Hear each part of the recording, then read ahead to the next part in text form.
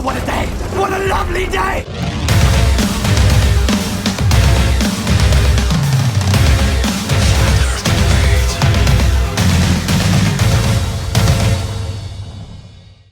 Welcome to Flat Earth Debate Uncut and After Show.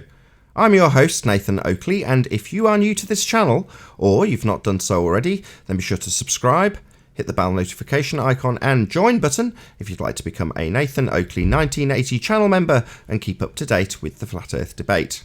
If you'd like to support the channel, there is a super chat that runs alongside each of these shows while they premiere. There's also a PayPal, Patreon and crypto link in the info box below the video. If you'd like to join the show, this is pre-recorded, but if you did want to watch live, you can subscribe to my second channel, which is called Nathan Oakley. There will be a link in the info box below this video.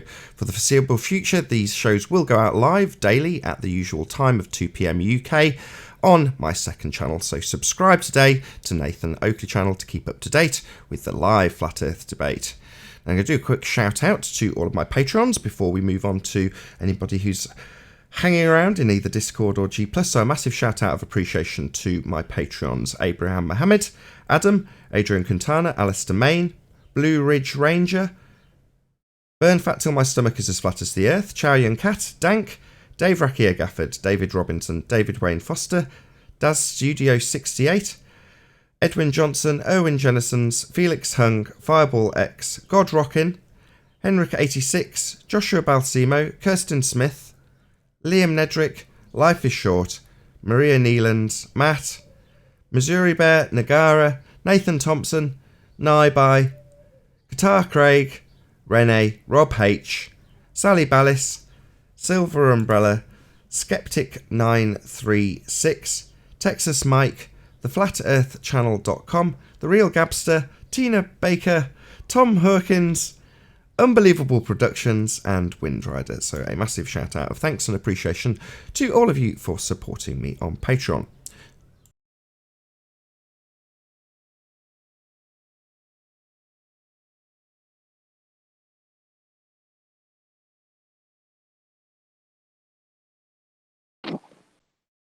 It's because of my mute in the Hangout. Hello, 10th man. Hi. Hello. Can you hear me, Paul? He's on mute. Yes, I hear you. Excellent. And everything's working as it should be. Happy days. Mine isn't. I'm trying to upload my videos for the show, my cooking show, and it shuts down every night and shows an image of a globe over each one of my videos. And I'm able to, it won't transfer to YouTube. I tried it this morning because yesterday in the morning it worked, but at night it didn't, same reason. And this morning it stops in the middle and says, "What's your password?" And I got to get on the show. I ain't got time for this. I have no idea. I just have a cooking show. What the heck is going on? I don't know. The limited manpower at Google to keep things working as smoothly as they perhaps should. But by the same token, it's just an upload, right? Just upload it and that's it. It's a 2-minute, 14-second video. My goodness. I've got to admit, no matter what the length is, I'll always monitor and baby every upload. But then again, this is my job as opposed to something you're doing for a bit of fun with your cooking. You're not going to sit and baby every single upload, although you probably have anyway. Well, I watch it. I look at the screen. I see the bar getting more and more full, and I'm saying, "Oh, okay, it's working." And then lately, it's like, "Sorry, failed." Well, why is it failing? I got full internet. Everything's going here. What's going on? And then show this globe image of all things to a flat earther. All I need to see is a globe image over one of my videos.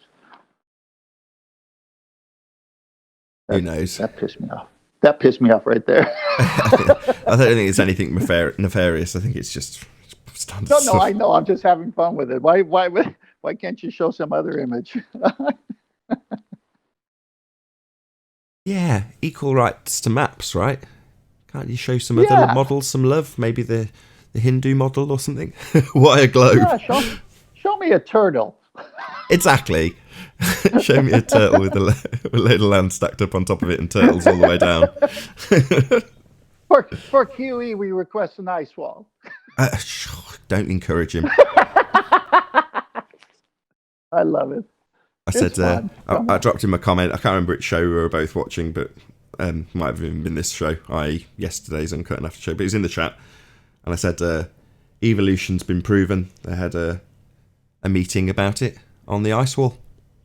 Came to very, very clear terms about what evolution is. So that happened at the ice wall, and that's true because I made it myself. That's funny. Yeah, something's working, but none of us have seen it.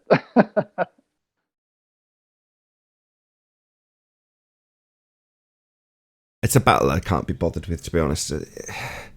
It's not that important, actually, because it's not that important. But by the same token, the important issue is kind of overarching rather than the specifics of whether or not there's an ice wall. I couldn't care less. But the point is, models are reifications, and we're on the flat Earth side. I say we in a very loose way, are guilty equally of a reification fallacy if we take the azimuth of equidistant projection and start putting little lights above it and saying, well, yeah, that is the way it works. Here's the ice wall, and here's the... And you go, what? Hold on. It sounds like you were all guilty of reification. That's one of the things that I like about your description. That's not the right word. How can I put it? Since none of us know for sure, because they won't let us down there, and we haven't explored it, and there's no validation from third parties, second parties, etc.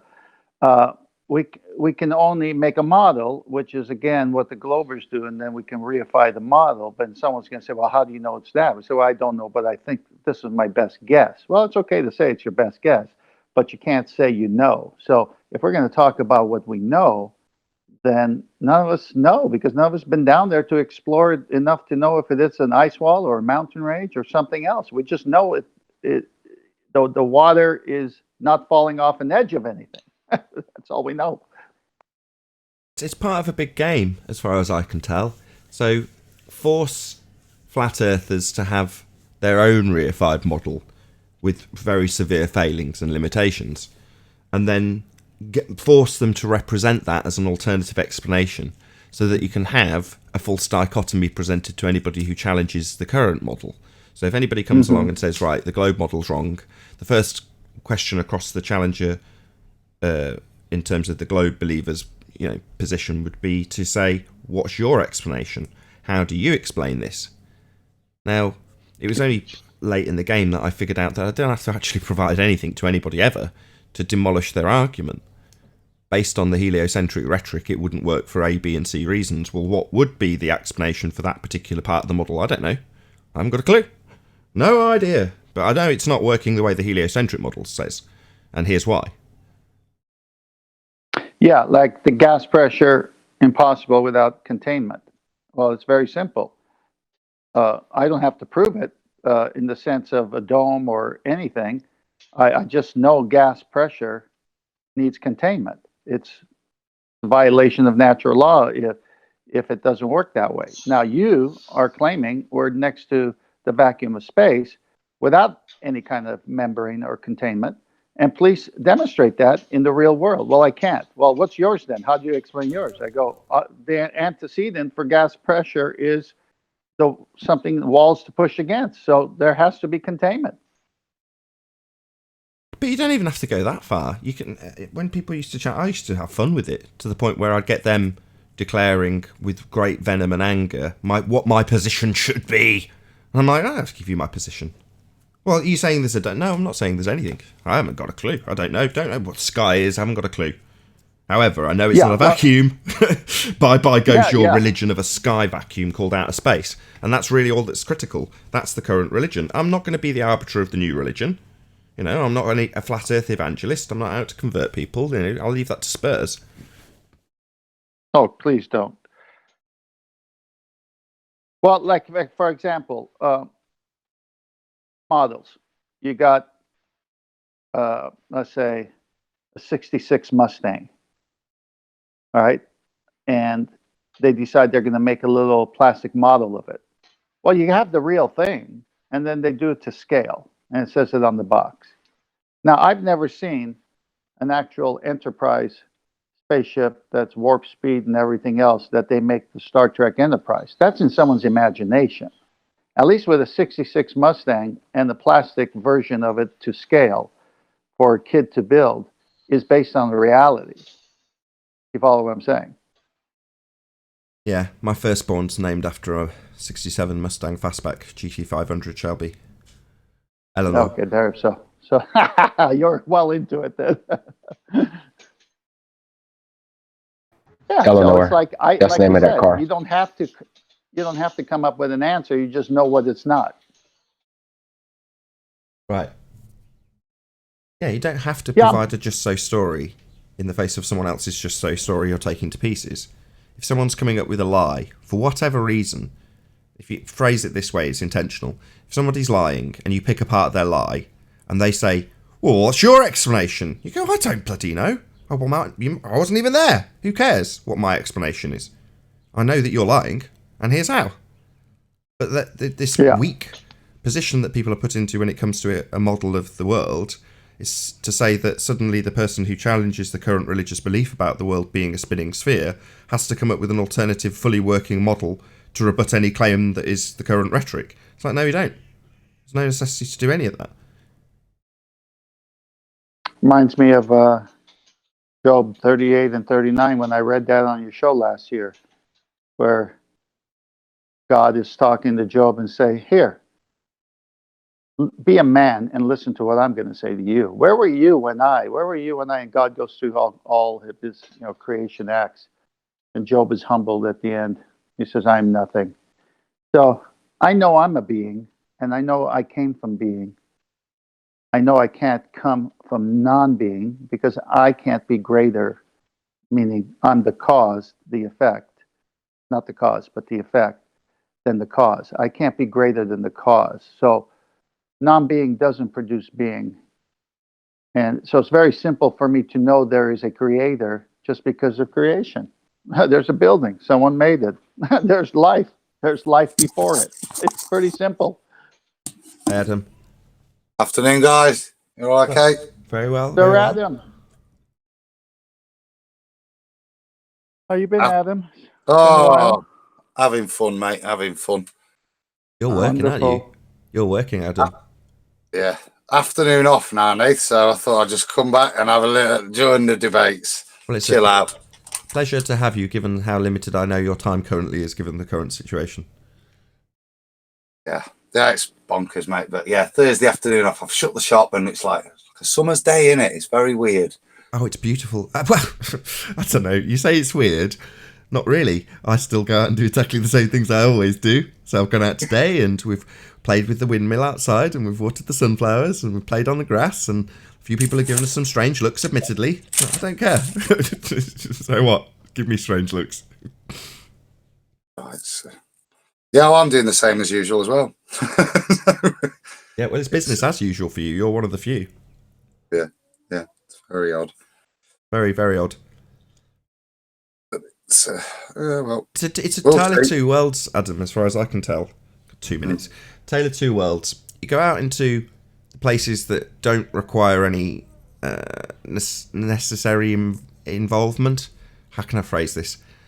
There's certain places like pharmacists and shops, supermarket shops, grocery shops for you Americans, that are, sort of okay to go to if you're a normie. You with me? And there's other places, just generally out and about in the streets, that are frowned upon if you're a normie. You shouldn't be there. Well, I just do whatever I do anyway, and therefore some of those places that I'd be wandering through are going to be frowned upon by normies, but there's simultaneously non-normies, like me, doing their normal thing, and they give you a very knowing nod as you walk past them. Most of the time they have a little conversation with you about craziness and how they don't believe it. But there's a very strict divide between the, what I'd call slightly more woke people, and the normies. And I sometimes forget. I told Anthony this the other day, so I'm doing my normal stuff. I'll distinguish between normal and normie. Anyway, I'm doing my normal stuff, right? And have a few conversations with a few people I meet on the street, which is particularly uncommon. A few people wave to me while I'm driving around in the car. Very uncommon in my town. Nevertheless, there's a knowing nod exchanged, a few conversations exchanged. And then I go into the supermarket to buy my milk. feeling wonderful about how nice the world suddenly is. And then I walk into the supermarket, see some guy, give him a smile, and he tuts and says, "Some people don't know what 2 meters means." That was his reaction to me in the supermarket. So, same principle applies in terms of the pharmacist. So I go into the pharmacist, and there's tape everywhere, like hazard tape. So you can't go anywhere near the counter. Only one person allowed in the shop at one time. This is insanity, man. Out in the world, there's what I would consider, me personally, I'm not a normie, but what I consider suddenly there's normalcy around me. Everything's a bit less hectic. I'm trying not to do that, now. If I got me tape and shit like that and I've just left it in the box, if the shop fills up, I'm just saying to people, come on. You've all learned, just get a bit of space between you all and then start queuing nicely outside. And I've only had to say it once or twice and people are happily doing it. We're not snapping at it, you know what I mean? But what I'm not doing is setting it up like Dustin Hoffman movie. Do you know what I mean?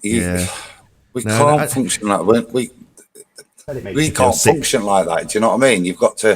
There has to be a semblance of normality, and I think unfortunately people are relishing this new power. Oh, definitely. Yeah, I see it in the normie shops and chemists and things of that nature that are actually open. And yeah, there's certain people that absolutely love it because they get to tell people what to do. And I was going to say, when you're doing those things, I'm not going to discuss the whys and wherefores of the legitimacy, but without saying anything, I'm sure you know where I'm hinting at. I bet if it makes you feel sick to your stomach having to say those things to people. Yeah, there's a few more people in the shop. Any other day, it'd be happy days, right? But because of the behaviour of the normies, you've got to suddenly take charge. And it's just like, oh, God, it's like dealing with kids. Yeah. Well, that's kind of how I'm doing it. Like a school teacher, as opposed to a policeman. And they relish it. People lap it up. And that makes me feel sick, to be honest. People want to be told what to do. Anyway, I'm going to start the live show. Yeah, when I've done that, Nathan, the number of people that then purposely, as I carry on working, tried to make eye contact with me and just gave me a nod and a wink to say thank you. Yeah, it is. Thank you for telling us what to do.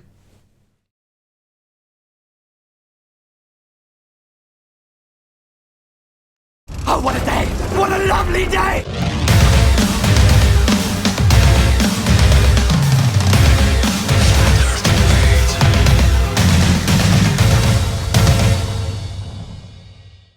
Welcome to Flat Earth Debate Live.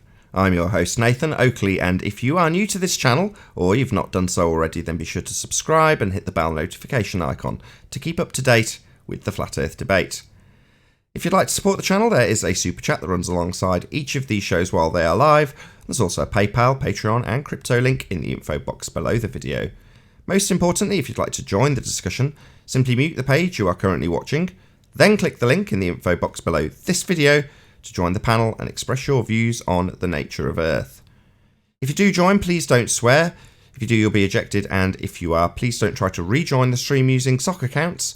You'll be warmly welcome back on the next stream. Please also share the show on social media, particularly important at the moment.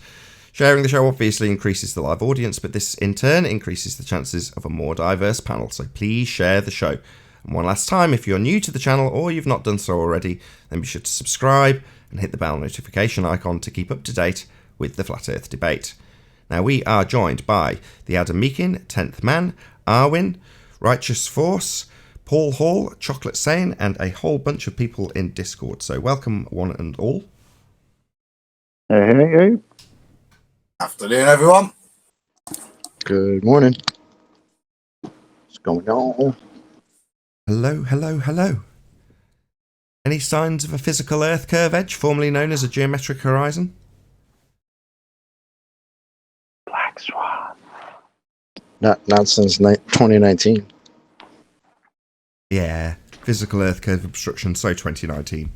Any signs at all of any Earth curvature? Not from Mecca. You're on a pilgrimage? No, it's a town north of the Salton Sea on Highway 111, just south of Palm Springs. Called Mecca? Yeah. I see. Fascinating. I'm glad I asked. MECCA. I love it. Any signs I of thought you'd been axial? to the bingo. Yeah. Any signs of axial rotation? Of the Earth-based variety? Indeed. Not from across the street of Mecca. I can't make anything out from my viewpoint either. No. Oh, you've got a whole load lined up, haven't you? I can just sense it coming. I thought my Skyfall unbonded Spectre was excellent yesterday, and you said someone shoot me in the face. That was a triple entendre right there. I was like, Man, oh, look that at that bet. I had a 007 on that one. That's what I Oh had. my god. That was fairly good teamwork, I'd have said. Where were we? Any evidence of the distance to the sun? Go ahead, Arvin. That's over there. Agree. And it's nice and bright. The light, that is. Got you off mute Don't know today. exactly where it's coming from, though. Got you off mute today, Elijah. No swearing. Boy, Elijah, you're back.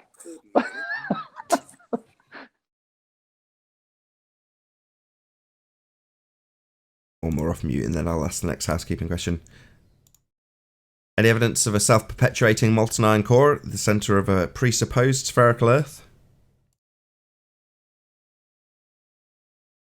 Not from Nottingham. No molten iron cores. I hold out so much hope for this question. What, haven't you seen a picture of the core? Sorry, can you repeat that, please, Rosie Perez?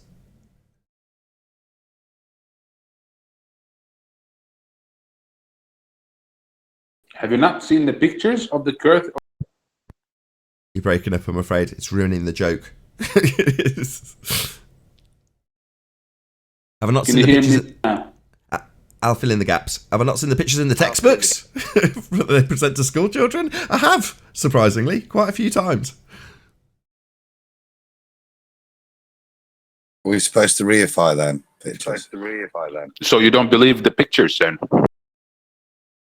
The illustrations of a molten iron core that can self-perpetuate at the centre of a Earth that's definitely not sphere-shaped, provable on the show. No, I'm not convinced. Illustrations? Those were pictures. Somebody took those pictures. No, they're just illustrations. No one's taken a picture of a section removed from a presupposed spherical Earth to show the juicy molten toffee iron core. It's just a representation of What? How think do you it know should look that? like. There's no way. You don't know that. I do. I'm fairly confident in that. Nobody took a slice out like a circular cake and showed what was in the middle. That's never happened.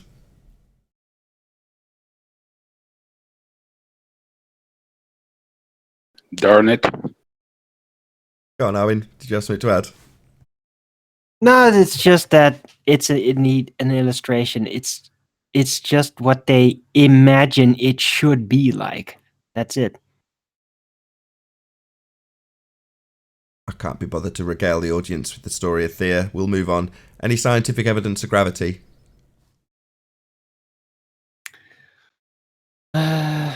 What's gravity? An effect. It's pretty much relative density. By gravity, do you mean mass attracts mass? Well, that depends on which gravity you're going Is to that talk a about. thing? Is that a thing?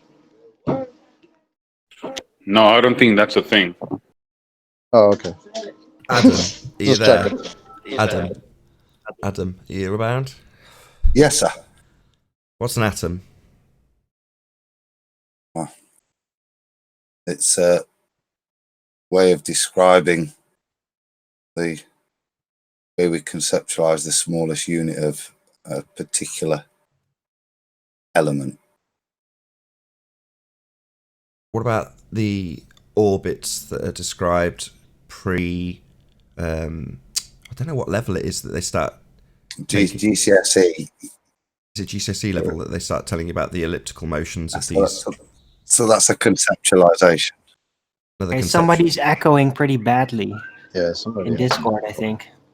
Or it's Nathan. Pop yourselves on mute if you're not talking in Discord, if you would.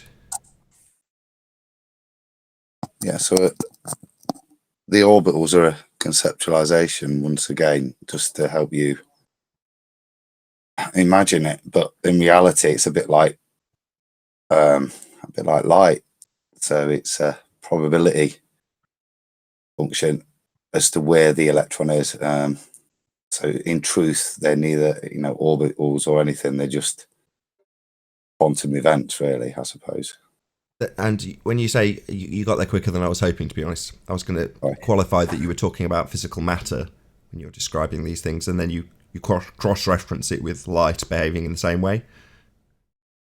Yeah. So I think again, it's subject to Heisenberg's uncertainty, isn't it? So that in a similar way that we can, if we try to locate its position, we can't locate its speed, and it's a similar thing. It can be there if we want it to be there to measure it, sort of thing. But to try and describe it as a physical orbiting, or in any way, S shape, P shape, whatever shape you want your orbitals to be, is probably just a conceptualization, not a description of reality.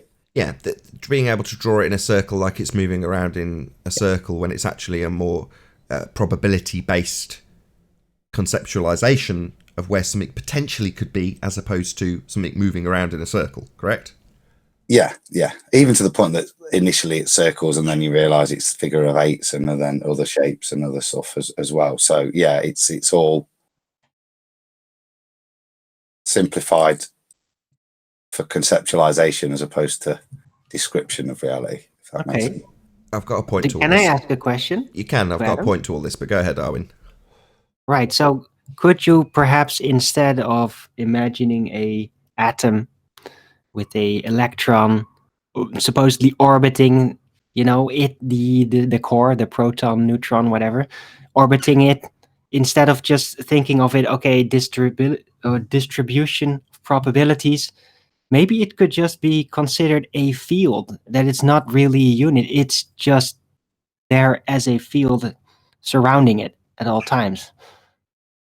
Can you even determine that it is at any specific point at any Surrounding time? what?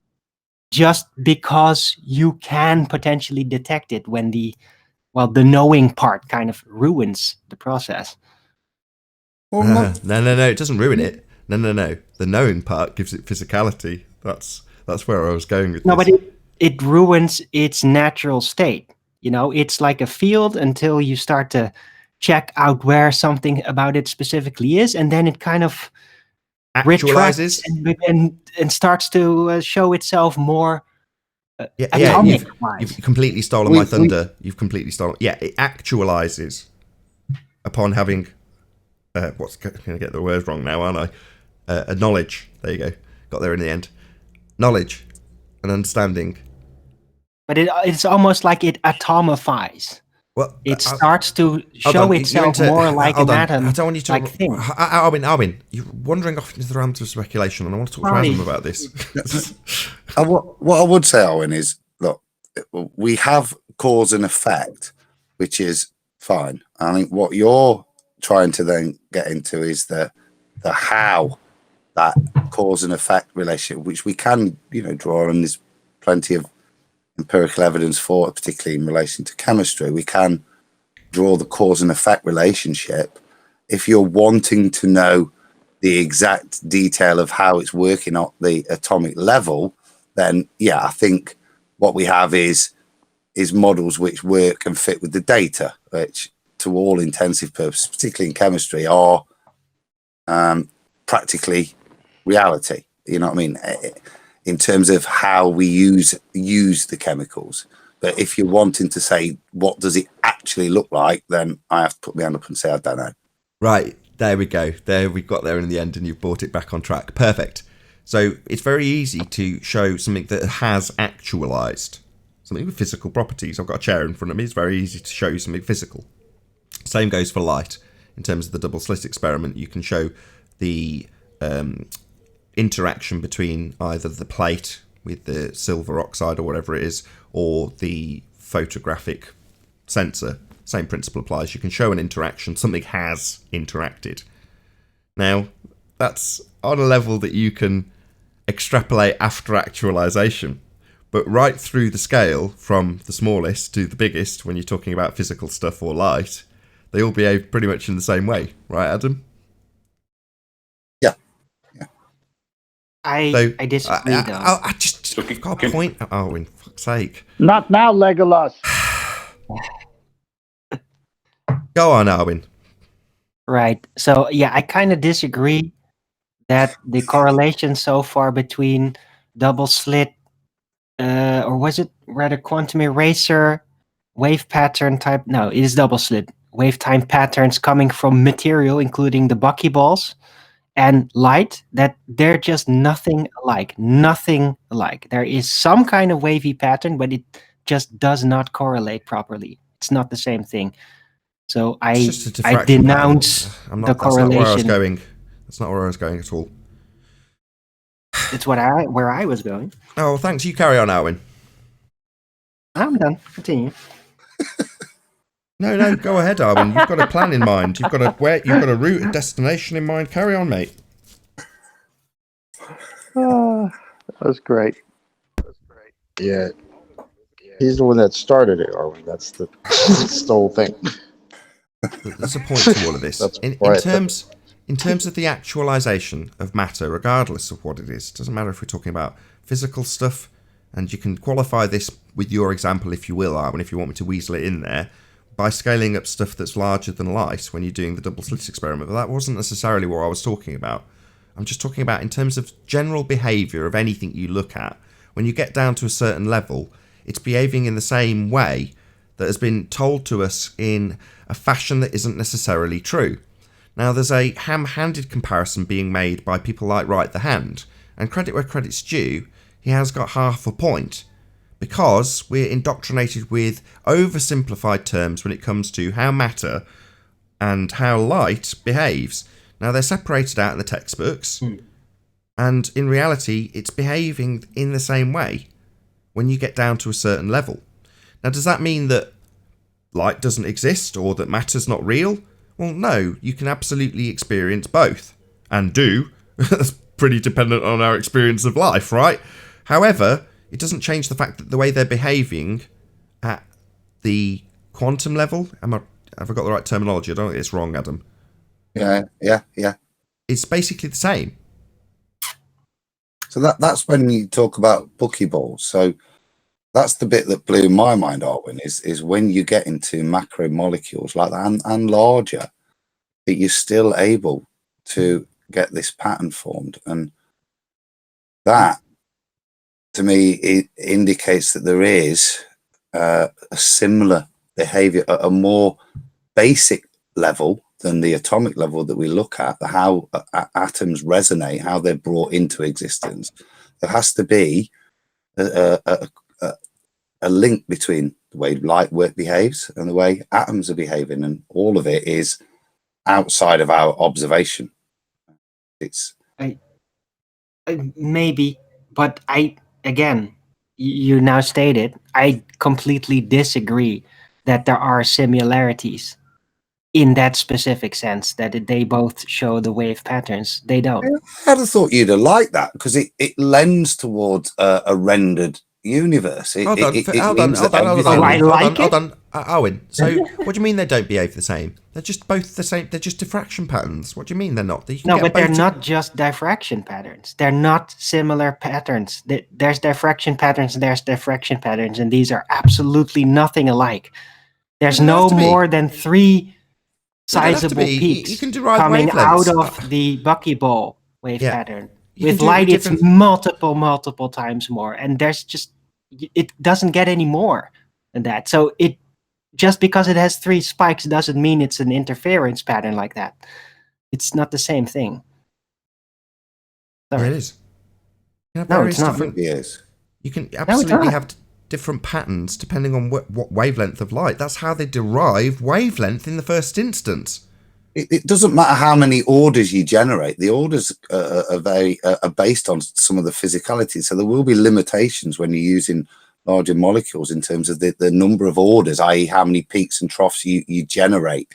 But the simple fact that you generate more than one is significant, surely. It doesn't wave up. If you size down the size of the molecules from buckyball to a smaller type of thing, it doesn't then start waving out into a more complex wave pattern.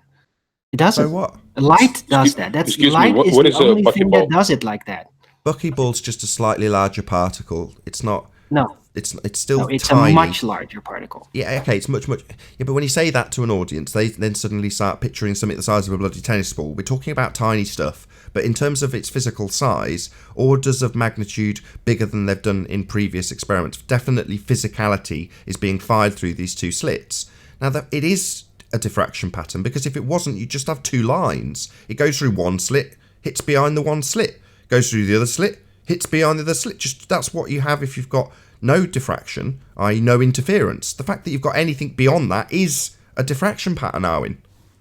Right, but there's two very distinct differences when looking at both light diffraction patterns and this supposed matter diffraction patterns. And that is, with light, if you change the wavelength of the light, then the diffraction pattern directly is influenced, starts to spread out, all that in a very direct way. If you do it with matter, it doesn't. It does not. Make the molecule smaller, it's agree. not going to wave out. It doesn't. It's not the same thing. I agree. Yeah, and you've just had it in terms of the orders that you can have from Adam. And just because it's larger and you can't create as many different orders, peaks and troughs in Adam's description, well, that's still diffraction. It's not 2 bars. Anything other than that is going to be interference, because you haven't got your 2 separate bars as it goes through one or the other slit. It's just as simple as that. The fact that it looks different to a light diffraction pattern, so what? No, It's going to be different. you're overlooking. Yeah, my it doesn't point. really surprise me that with the type of interference pattern you get from a buckyball and from light is different. They're 2 different things, right? You're But the fact that overlooking you my hold on. argument. Look, who cares? The point Who is, in terms cares? of- I care. You're overlooking my argument. No, we're way If off in the you weeds. size What's your down argument? the size of the Arwin, you've Your tan- argument Arwin. sounds like they're different. Arwin. Okay. Yeah, they are Chocolate very and Arwin, different. hello. The interference Arwin, Is this going to turn calm into a shouting down, match rather first than me of all. actually getting to make my point? Just absolutely lovely. Both of them can be caused to do the same thing upon acquisition of knowledge of which path it travelled through. You can cause both to collapse. Doesn't matter what you say the pattern is. Who gives a shit? They both behave in the same bloody way. Once you acquire acquisition of the knowledge of which path it bloody travelled through, you can cause it to collapse into the non-diffracted 2 bars. They both behave in exactly the same way. They're both creating exactly the same effect. They're both collapsing the wave function. Clumsy terminology in my opinion, but that's what it's doing when you derive the mathematical term into what physically happens. Diffraction pattern turns into 2 bars. Well, that level of behaviour is characteristic throughout what you're dealing with. It doesn't matter what you're dealing with. That's the point I'm trying to make here. At a fundamental level, our experience and interaction with anything, doesn't matter if it's light or matter, is what causes the thing to manifest in the first instance. Now, you can't create that manifestation with something that's already patently, obviously in existence, like your table. When you're talking about stuff that's at a much more base level, when you're looking at things in terms of their subposition rather than bloody orbits, you can create things out of nothing when you describe them and reify them from what are essentially, this is where I'm getting to my segue, like the terms used at the very, very small level in terms of orbits, those, when they're described at GCSE level in that manner, are reifications and oversimplifications of mathematical terminology for something having a subposition, again, if that's the correct terminology. Well, that's not accurate when you start to oversimplify it to give it to a kid at GCSE level. Now, that has been done in the same way when you talk about the lights and the patterns that they create in the sky. You've got this oversimplification and reification that's taken place from an early age in terms of the people who get this information. Now, does that make the philosophy wrong or the useful nature of a heliocentric model wrong? Well, no, it doesn't. It's just a model. It's just a way of understanding the world. The same principle applies to matter itself.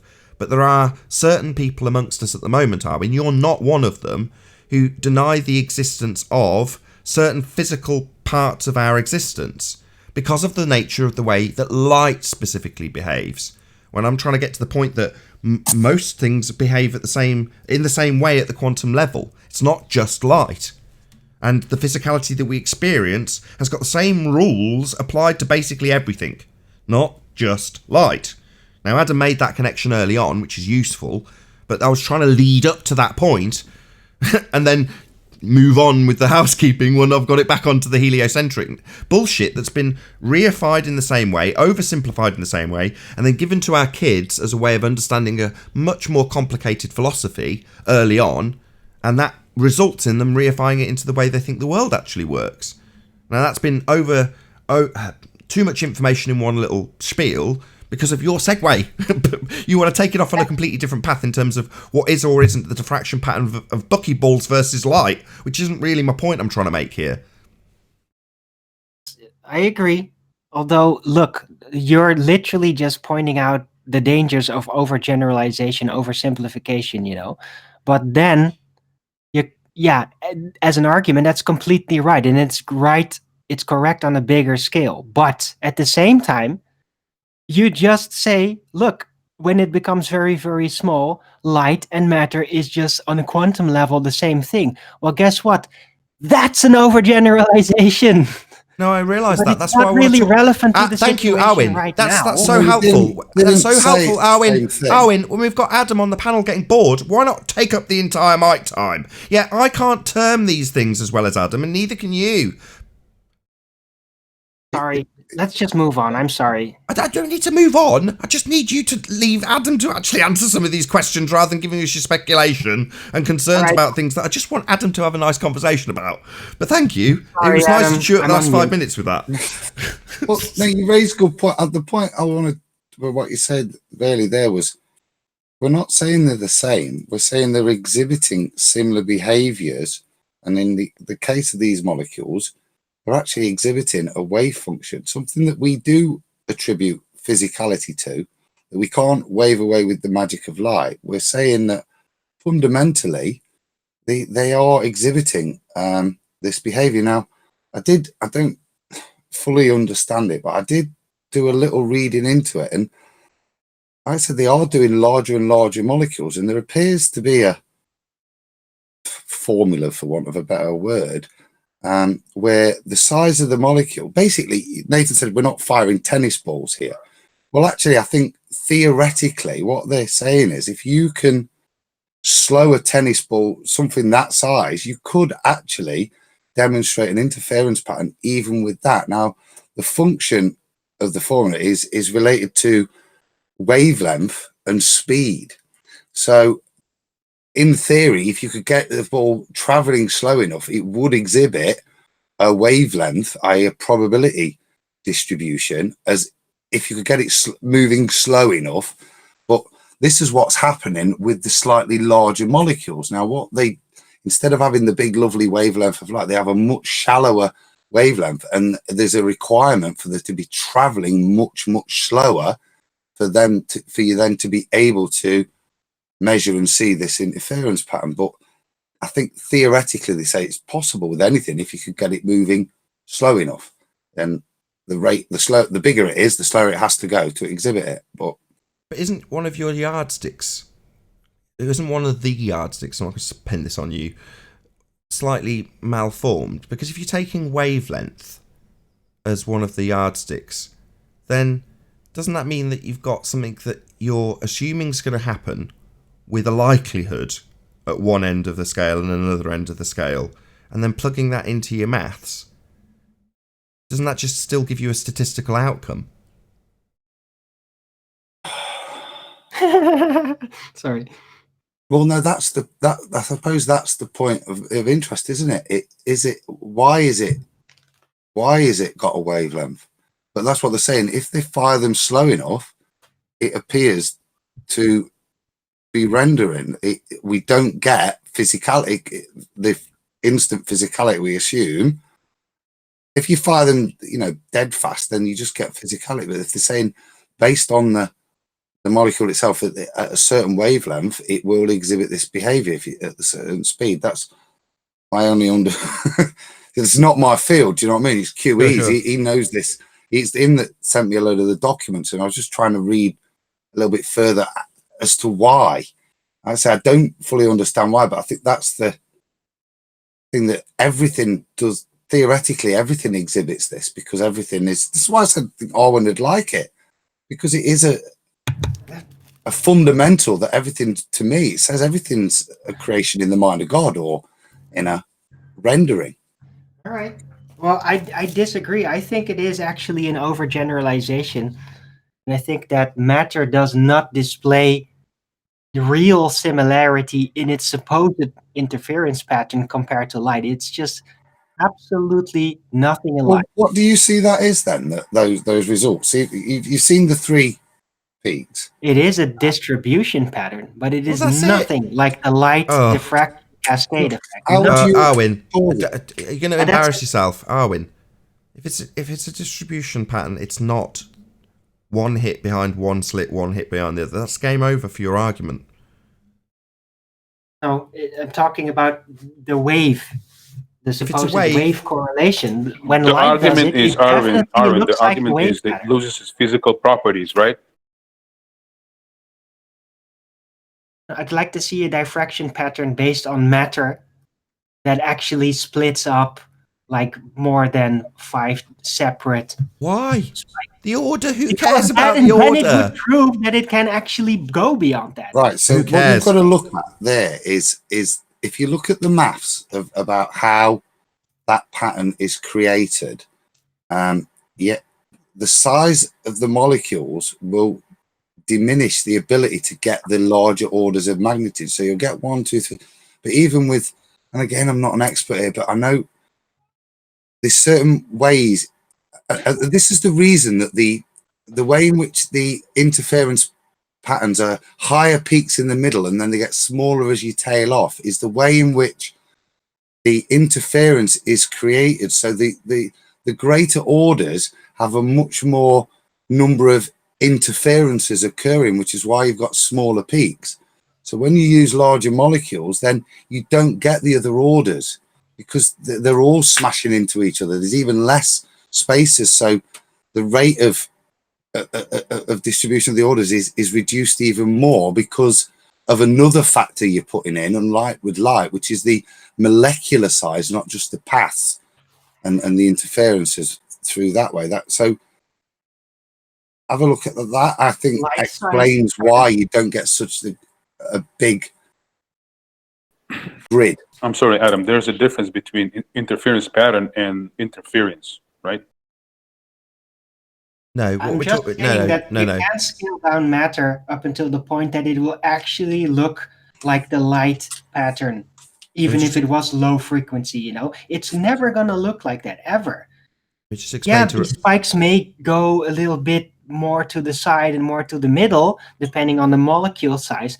But light, instead, it actually cascades into multiple things. That doesn't happen to light when the frequency goes up or the size goes up. It doesn't happen. The pattern is not even similar in any way. That's my point. Okay, can I just explain to Rebel what we're talking about? So we're talking about. Can you put yourself on mute, Arwen? Oh, maybe it was Adam. We're talking about a probability distribution, and by probability distribution, I mean if you've got in front of you a whiteboard and you've got 5 lines on it, numbered 1 to 5, and you fire one particle through a double slit, you've got a likelihood of it hitting at one of those 5 different points. That is your probability distribution. So each time you fire one, it could hit at point 3. And given that there's most likely the most hits at point 3, it's going to be the biggest of the bars. But then there's also a likelihood that you fire another particle and it hits at point 1. So that's your probability distribution. Fire a particle, where's it going to hit? Now, given that it's only got 2 choices, slit 1 or slit 2, you should just get 2 bars behind, i.e. a bar behind slit 1 for when it goes through slit 1, and a bar behind slit 2 when it goes through slit 2. That's it. It's just that simple. Now, Yeah, I'm aware of this, Nathan. My point was when I asked Adam is Adam. It seems to me is conflating, maybe not intentionally, the probability distribution pattern versus interference, actual physical interference. And I heard him say particles interfere with each other. It's I the same don't think he thing. meant it, and that's why I've asked that. It's the same thing. Interference, diffraction, they're the same thing. Yeah, but they're not. So But they are. we're talking about Rebel, yes, they are. They are the same thing.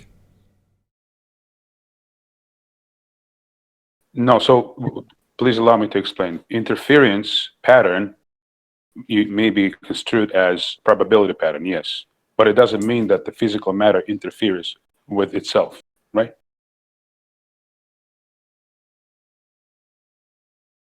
They cancel out, don't they?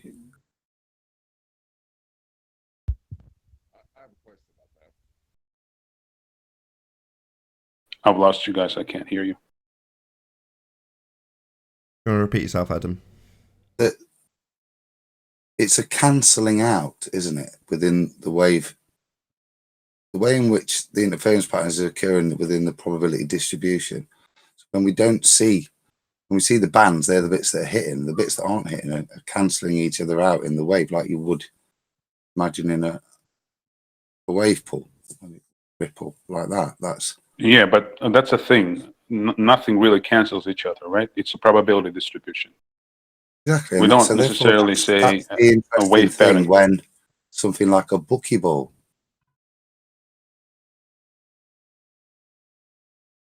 What about buckyball?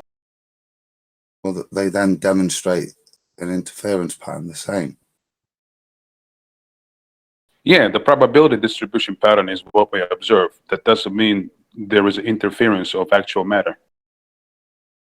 Well, that's the question, isn't it? How does it cancel out then? Well, so what you say? If it's just physical, I mean, I've been following this discussion for a while now. Sorry, I can't hear when you speak. I'll let you speak. Yeah, I think it's the Discord. Like,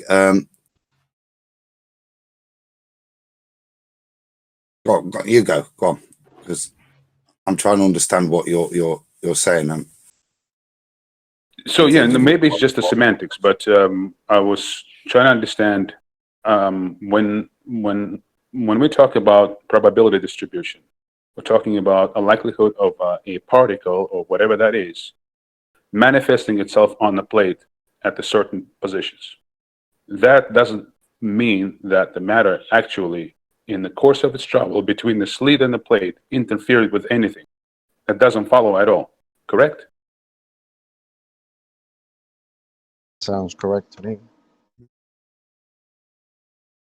I'm not an expert. Sorry, I didn't catch that. Can you say that again? But that sounds correct to me. Right. So as to my previous question about the buckyball, is my understanding that current science suggests that a physical matter, as we understand it, exhibit the similar properties as it travels through the double slit without us knowing about which way information. Just talking about diffraction. Yeah, light diffracts. That's correct. Yeah, I was talking about buckyball. So what do you think a buckyball should do? No. I don't think anything. I'm just trying to understand if the current position that a physical matter exhibits distribution probability pattern, then I don't understand how size matters. If we know that a physical matter actually exhibits these properties while we shoot through double slit, I mean, what would matter in terms of size of a particle? All it matters whether or not we know which way, path information, right? So I'll give an example. I have kids. They like air guns. pistols, rifles, right? If I have a rifle, automatic rifle that shoots BBs, plastic BBs, and I'll put it on one end of the room, and on the other end of the room, I put a piece of paper, and in between them, I'll put something like a cardboard board, and I'll cut 2 slits through it.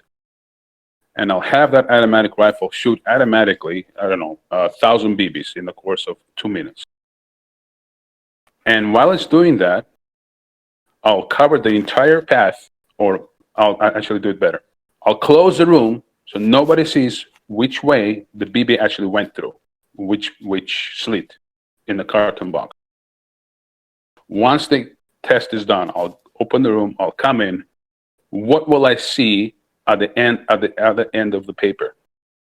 At the plate, so to speak. Will I see a distribution pattern of BBs cutting through the piece of paper, or will I see 2 slits, 2 holes basically cut through the piece of paper? That's the question, right? If the physical side that's is... what I was saying earlier. So if you want to take BBs as the example, the theory says that if you could fire those BB bullets at a significantly slow enough rate, then they would exhibit, okay, and this would have to be stupidly slow, yeah, but it would force it to have to render everywhere, so it would exhibit a distribution pattern and therefore a interference pattern the other side. But but that's unattainable. Only theoretical, but is now supported by the simple fact that something we would consider totally physical, such as a buckyball, does demonstrate this.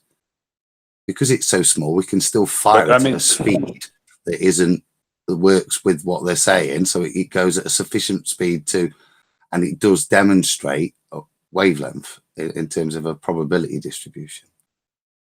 I mean, the reliance on speed is the first time I'm hearing about it.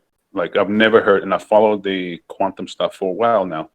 The fact that you mentioned some additional reading, I looked into it just to see, why the larger molecule, what was going on. And that was the supposition, and then, like I said, the theoretical bit afterwards that kind of helps you visualize it and understand it. So this, if you look at like a buckyball, then the wavelength would be minute still, but it would be demonstrating a slight move. That's what they're saying. So, and they say with a BB or a buckyball, the bigger the molecule, the smaller the wavelength is going to be, the amplitude of it. Yeah.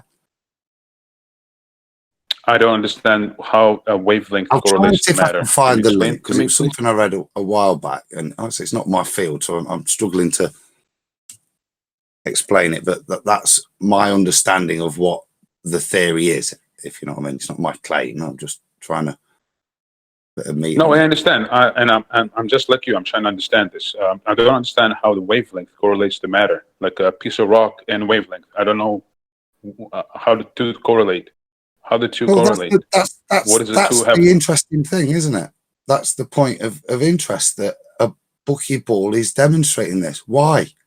I don't understand. I disagree that buckyball demonstrates wavelength. Like, I disagree with that premise. I'm sorry. I don't think it demonstrates any of the mentioned I have wavelength. a question, if I may. It demonstrates the interference pattern, and that's about it. That doesn't tell me anything about the wavelength. Nathan, do you want to address that? I was frantically searching for something, and while I was searching for it, Quantum Eraser dropped it in the chat. Coincidentally, he's just joined. So I'll just read it out. John's much more knowledgeable. It was the stuff that he sent me on this that's just got me doing that extra reading. Sure. So, as a matter of pride, as a matter of, I will get to QE. Hello, QE. Good to have you.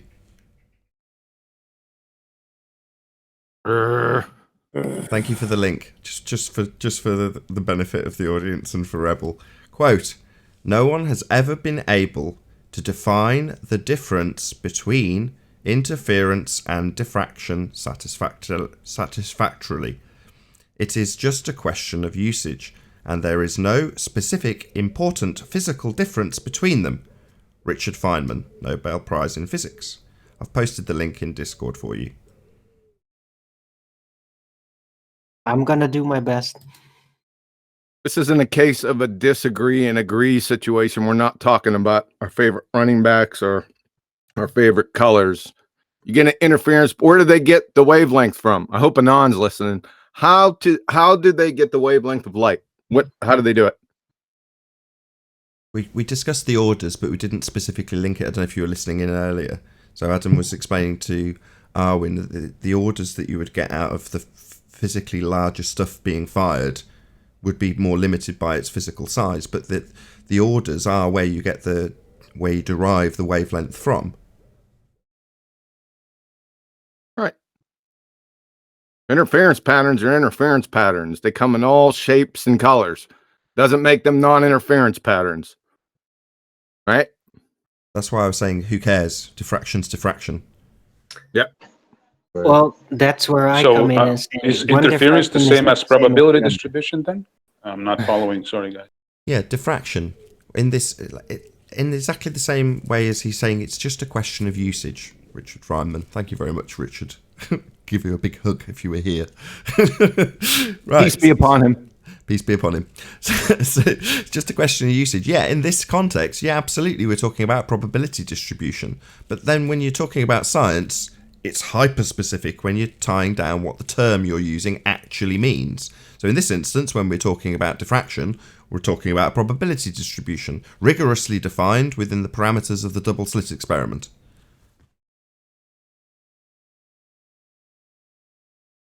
I see. So diffraction and interference, one and the same, right? Yeah, you can't, like Richard Feynman says, just a question of usage. If I say I'm, colloquially, running interference because I'm rumpusing a hangout, well, is that a probability distribution? Well, of course not. You know what I mean? But in this instance, yeah, when we're talking about a diffraction pattern, where things hit on a board when you're firing from a double slit, yeah, we're talking about probability distribution. And in terms of the context of scaling things up to physical stuff that we experience, the way it behaves is the same at the quantum level. That was my original point. We've gone off way into the weeds, and I'm happy to have it discussed in this way. That's how people gain a better understanding. But ultimately, the point remains the same. How we interact with the world, it makes sod all difference whether or not you're dealing with how you experience light or how you experience a chair.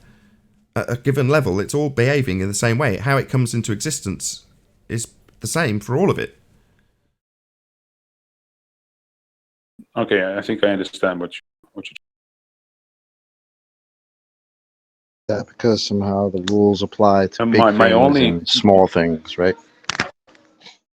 Yeah, but we've been lied to. The stories have been curtailed to make sense on a micro and macro scale in the way that they don't, because they're both conceptualizations. When you talk about the orbits around a nucleus or the orbits around the sun, well, you can kind of reify them in a very similar fashion. Well, they're both just ways of conceptualizing mathematical descriptions of things. The thing I'd say, Neff, is it fundamentally, when I'm mixing two compounds, it doesn't matter. But the thing that quantum mechanics has brought understanding to is that however useful our model we have and accurate it is in terms of cause and effect and knowing and predicting if I mix A and B, I'll get C. Quantum mechanics has demonstrated that at a fundamental level, our understanding is incorrect. But it's really useful. It doesn't matter because we can mix stuff still and it works. But actually, if we want to say it's that model and that's it, quantum mechanics to me demonstrates that that's not the truth. There's a lot more to it. I'll put a couple more links about orbits too. There are no orbitals. Yeah, it's just a model. No, it's not a model. It's just something they conjured to help conceptualize it for kids and undergraduate students. It's in college textbooks, but it's if you can read those two out, then it'll put the kibosh on this whole thing. Anybody want to read that? Maybe Adam? Can you see it in Ballbusters? Or on your phone? Have a look. No, I'm on the PC. Just give me a sec. I don't mind reading it if you. Oh, you were on your PC. Perfect. I prefer if you. I was about to read it, but if you can read it, I prefer that. Okay. Electrons are said. Right, but, yeah. That's the one. Electrons are said to occupy orbitals in an atom. The term orbital is somewhat erroneous as electrons do not orbit around a nucleus. These orbitals also do not really exist. They are mathematical constructs which make use of a wave function that describes the motion of an electron. It's the link. These discrete energy levels are frequently represented in high school and college textbooks as circular orbits. They compare the electrons around the nucleus with planets going around the sun in a well-defined orbit. This is a misconception for sure. They are not orbits. A link from Professor Lewin there. No one has ever been able to define the difference between interference and diffraction satisfactorily. It's just a question of usage, and there is no specific important physical difference between them. Richard Feynman, PBUH. Perfect. So, who was the quote, the first one from John? Because that absolutely summed up my point beautifully. Surprise, surprise, somebody far better educated and eloquent than I has done a better job than me over the course of the last 20 minutes. But there we go. It was summarised beautifully by, was it Lewin? That was the second one. The discrete energy levels are frequently represented in high school and college textbooks as circular orbits. They compare the electrons around the nucleus with planets going around the sun in well-defined orbits. It is a misconception. For sure, they are not orbits. Walter Lewin. Perfect. Absolutely perfect.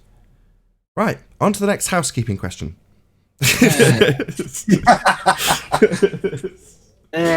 Wait, took 40 minutes. We didn't get to the point of what is the matter to do with wavelength. I didn't quite get that.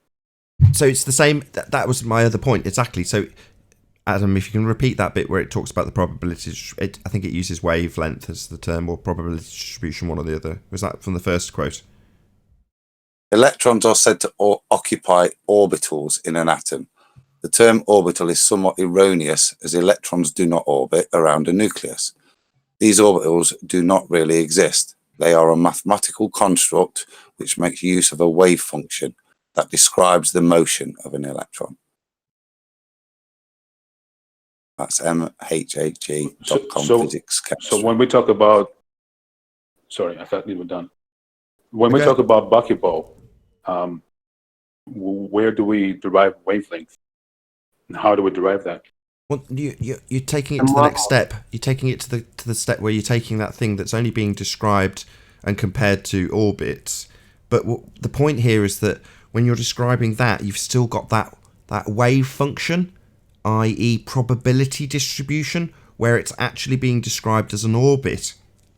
Well, it's not. It's the same principle when you're talking about wave function collapse when you're doing the double slit experiment. But in this instance, you're just describing a probability of where something would be and how that's oversimplified into an orbit of something spinning around something else.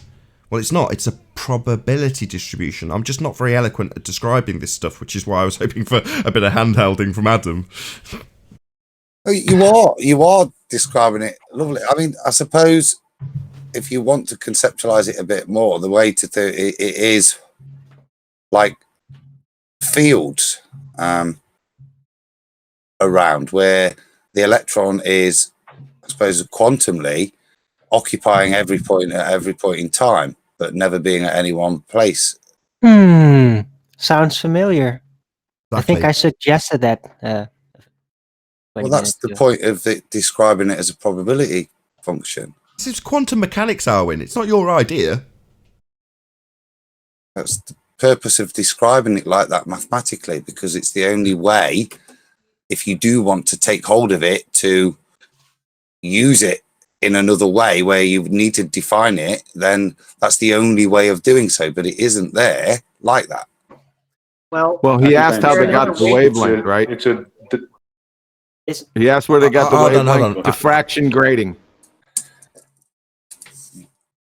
Say again, quantum eraser. One more time. Diffraction grating. That's where they get the wavelength from. I went over this. Just go to the quantum mechanics presentation, right? And there's a section on frequency and wavelength. There's a link below. I believe it's about the 23-minute mark. So there's lots of different little red dots and dashes on screen. So if you're scrubbing through and it's not 23 minutes, I've got it wrong. But it's in the link below this video, quantum mechanics presentation. When you see those various different, they're the orders, they're the different wavelengths shown on a diagram with lots of different like laser light dots looking things on the screen. We'll just scrub through to there, and there's a full detailed explanation of how they derive the wavelengths from these orders.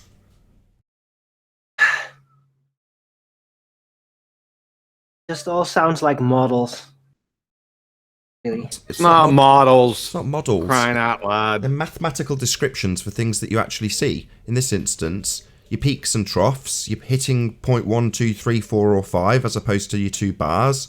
Those are things that you can actually experience in physical terms, but describing that mathematically isn't it's not the same as what the globe heads do when they do it the other way around. They take something mathematical and reify it into existence. Just describing something with maths is perfectly acceptable. It's when you take it outside of the convention that you're using and then start to reify things. That's where the problem comes. Not just describing things. Right. We're rich with language, both mathematically and verbally.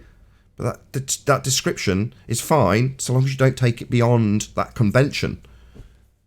Right. Well, So, yeah, John, but in it Huey, more Huey. like a model. Hold on, That's Rebel. just what I was saying. One So, more time. yeah, What are you talking about is a model? Are you saying diffraction grating is a model? Be specific into what you're saying. grading. Well, the sizing up of the patterns and any conclusions That's mathematically not a derived model. That therefrom. actually happens. Well, it is all based on analysis of data of real things, Yeah. of course. Oh God. And Yeah, then so- that makes it much better than a globe model, which is as Nathan said, the other way around. It's Yes. imaginary and then attributed supposedly to a reality, but not really. But I don't know. But counting how many beans you've got and putting a number on it is perfectly fine. Saying I've got 5 beans, or 3 beans, or 20 beans, or 1,000 beans, that's acceptable. However, the other way round is saying, I've got a piece of paper and I'm going to write down on that piece of paper, I've got 1,000 beans. Therefore, I've got 1,000. No, you haven't. That's not acceptable way around. That's the way. And those beans are real That's my on that point. piece of paper. Right. Yeah, exactly. Right. Reification from mathematics, taking the abstract and turning it into the real. Well, describing something requires the abstract. If you're just going to verbalize it, the words that are coming out of your mouth aren't the thing you're describing, obviously.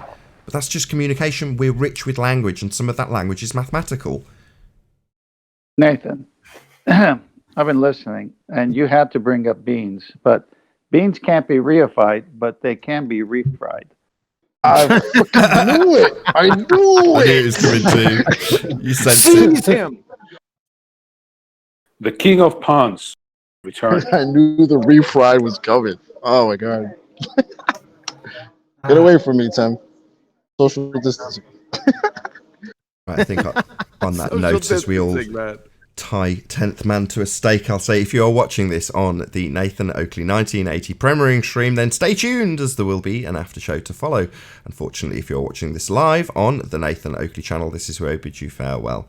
Huge, massive, enormous thank you to both Discord and G Plus panels for making this live show possible. If you did want to watch these shows live for the foreseeable future, then you need to subscribe to Nathan Oakley channel. There will be a link in the info box and comments below this video. As I say, stay tuned if you're watching on Nathan Oakley 1980. After show begins now. I've been Nathan Oakley, and I'll see you all in the next video. Oh, what a day! What a lovely day!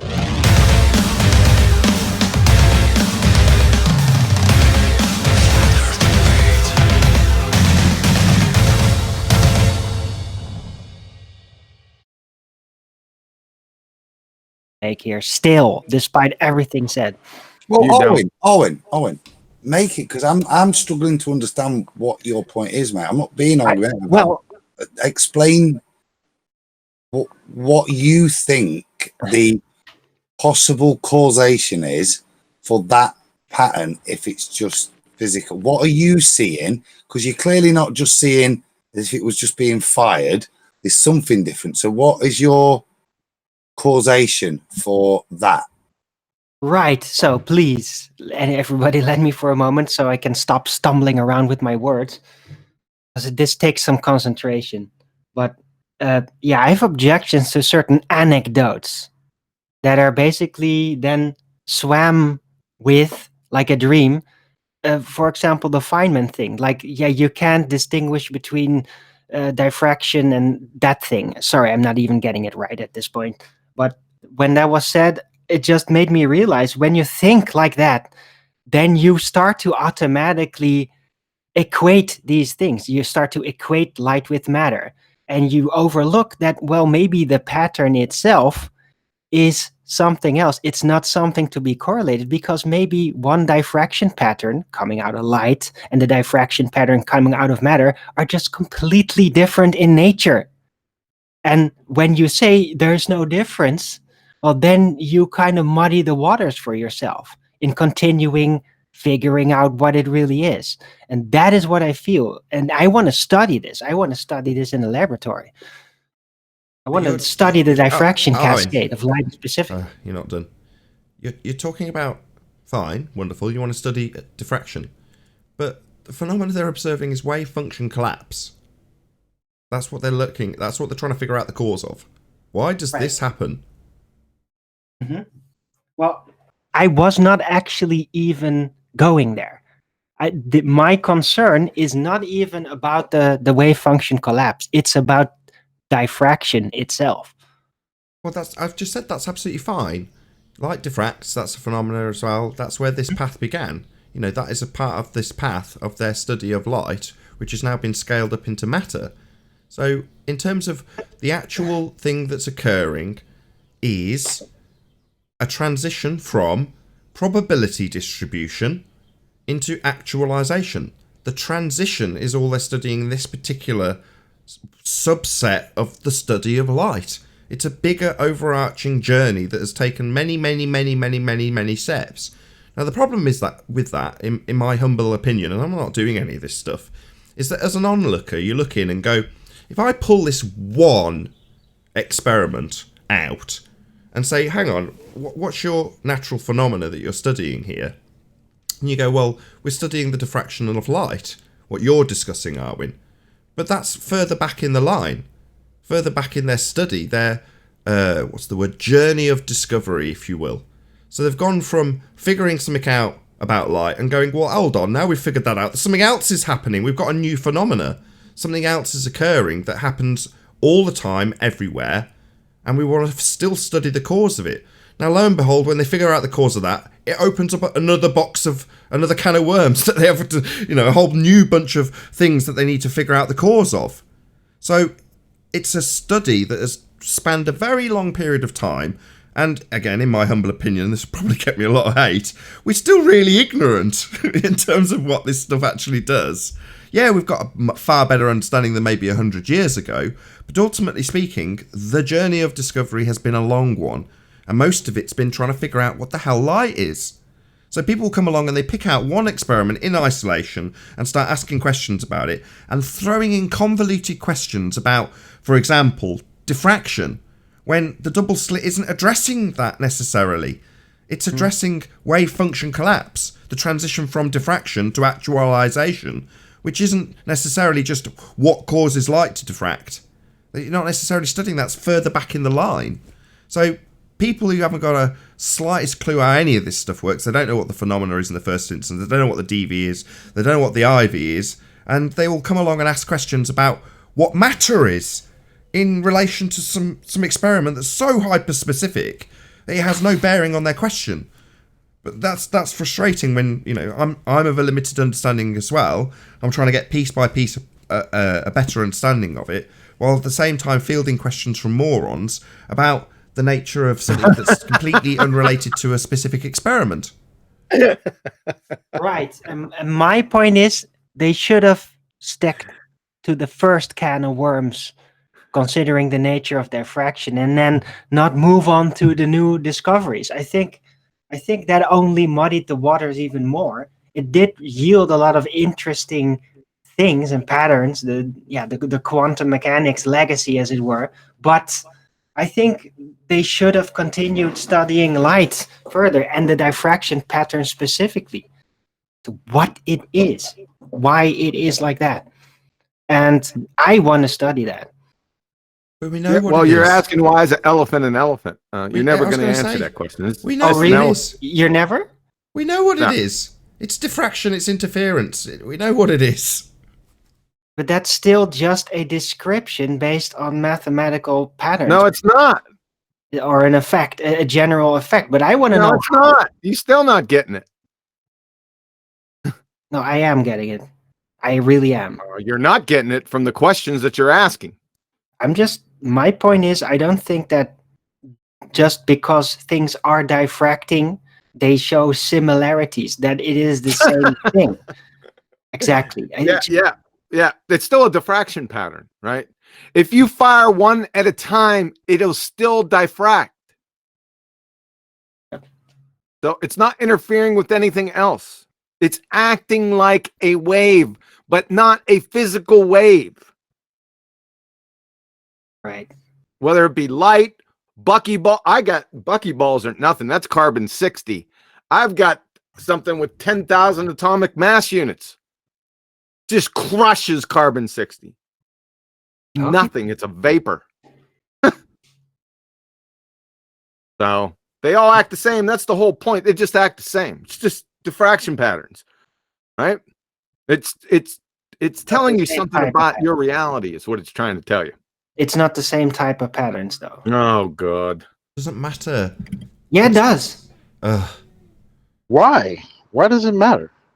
I don't get it. If you overlook this, then you may bypass a lot of very interesting discoveries that'll clear up a lot of mistakes we've been dwelling on in the last 100 years. Okay. Arwen, it Like seems what? like you have a model in your mind that everything's got to fit in, and you're not open to just being what it is. If it doesn't fit that certain way of behavior, it can't be. What are you talking about? I don't know. You. Exactly the opposite of that. You're saying. I'm not overgeneralizing. Okay.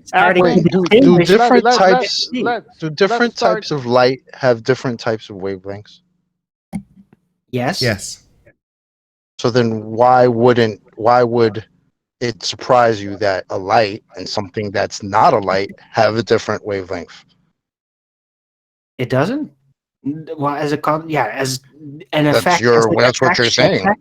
Well, it is affected by wavelength, by size, all that. Yes, there are influences, and they kind of correlate.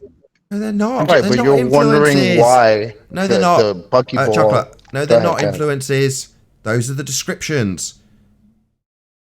Thank you. I wrote down here, acting like a wave, but not the way you are thinking wave. Acting like a wave. I'm not saying. Oh God.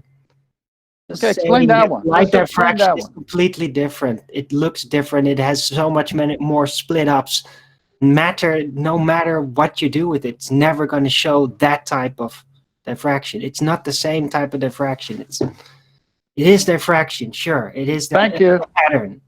It is a pattern. Thank you. It's not the same type of pattern ever. That's where I got into 10th man, and he It's wouldn't stop diffraction. then either. So I got him to the point where we're like, right, so you've got diffraction then. Well, then beyond that, when you're talking about wave function collapse, the probability not being diffraction anymore and being an actualization, your two bars, well, that's what the discussion of the double slit is about. That actualization process, as opposed to there being different types of diffraction depending on what wavelength of light you're throwing through it. Now, the reason I can say it in so concise terms, wavelength of light that's been going through, is because you've derived that from the different types of diffraction.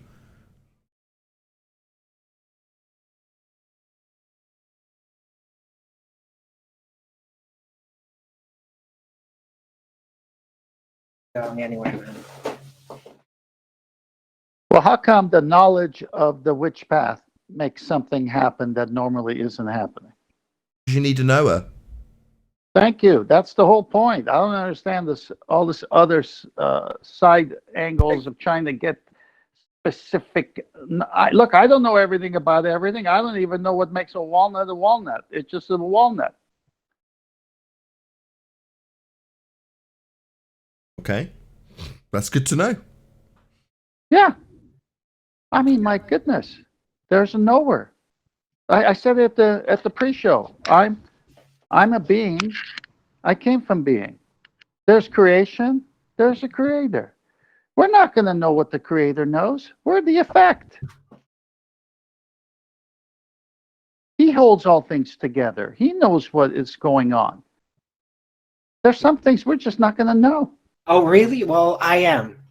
Oh, let's all bow down to all knowledgeable Arwen. Did I say that I know? No, I said I am. I'm not going to. You're not the I am. There's only one I am. Anything. I'm going to settle for figuring it out. Okay, go figure it out. I will. Good. When you figure it out, come back with cowbell. Well, I already did, but it's just fallen to deaf ears. Everybody's complaining about other things. No, you didn't come back with cowbell. You didn't have the What? cowbell. So I don't have a laboratory here to make a point or a claim? You got a window that looks over a courtyard. What laboratory? But to figure out the true nature of diffraction and the diffraction cascade pattern specific to light, yeah, I'm just looking outside of the window is not going to suffice. All right. Hey, Nathan, get your Nathan, 20 minutes before you go. I don't know when you're going to drop, so 20 minutes. Thanks. Oh, 20 minutes is the length of your show today. Oh, I see. Yes, sir. Okay. Yeah, I'll go out after this, so there's no point plugging it.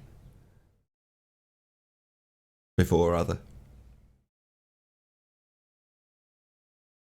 Hey, loved the show the other day with M. Scrot Vreach, where the container walls were a force. So F doesn't equal MA anymore, huh? M. Scrot Vreach. F equals walls of container.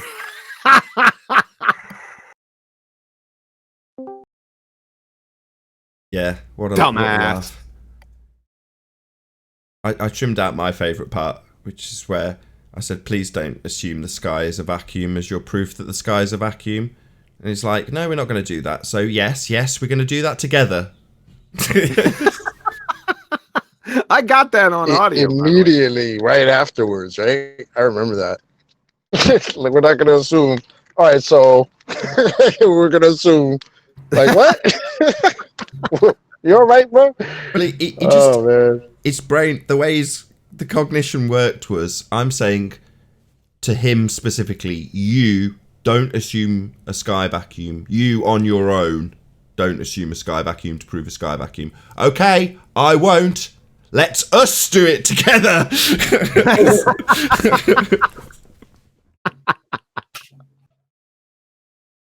Oh boy. Yeah, that was special. Be right back. Someone's at my door. It could be my new iPad. Sweet. Is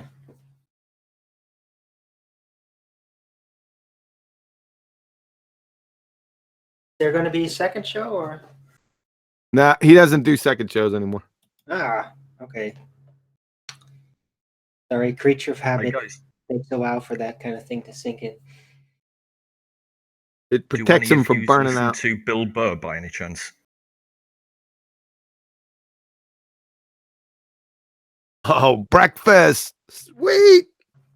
Holy shit, you actually pulled through without breakfast? Without exploding? Does anyone listen Without to Bill Burr's exploding. That's keep that nonsense up. I don't do that. No, of course you don't. I don't. You keep saying it's power of suggestion, then people say, why are you exploding all the time?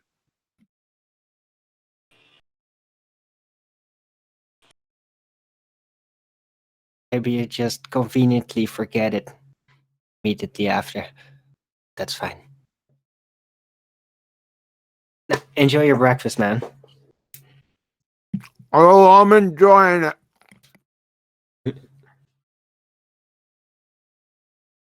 I'll try a third time. Does anyone listen to Bill Burr's Monday morning podcasts? What? I thought when you first said that, you were talking about the hobbits and breakfast. No, sorry. Bill Burr, the comedian, he's got a podcast. What, is it his 111th birthday? Right, so on that podcast, he's starting to engage in flat Earth well, bits and pieces about flat Earth, and some of his mailers have been mailing them, but a certain shit they can't prove. But I think it would be pretty good if you guys, as a collective, could put something together addressing him directly, saying, right, this is the crack. Who is Bilbo? I'm not aware of him. Bill Burr, he's a comedian. Bilbo. Oh, I see. He also, What? have you heard of the guy? He's got quite a big Who? fan base. No, I haven't. Where's he located? Is he Europe, America? Where's he Who? from? Is it Bilbo Baggins? No, that's what I He's thought. but American. I guess it's a. I think he's Go ahead. from Boston. Bill Burr. I heard of Bill Burr. He's from Boston. This is New York team here. We don't like anybody from Boston. But if I don't get out of my house, and do something, I'm going to go nuts. I'm saying hello to the legend, Nathan. Is that my boy Neil? What's up, the man? whole show. I missed That's the my boy whole Neil show from New trying to York, get in. bro. What's up, guys? Go ahead, go off, man. What's up, bro? Let him have that New York heat, Neil. That was ace. Oh, they got me freaking trapped in my house, in my freaking mind. Now I'm fighting with my wife. I missed the whole show trying to figure out because I was hearing it and then it went off.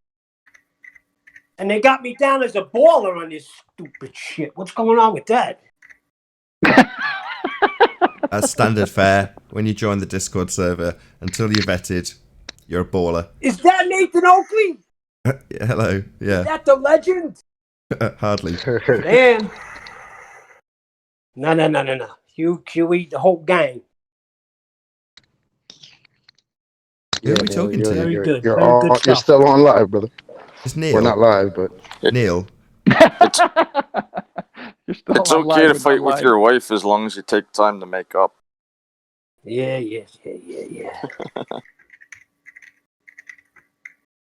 Hey, don't let that secret out, man, with makeup time.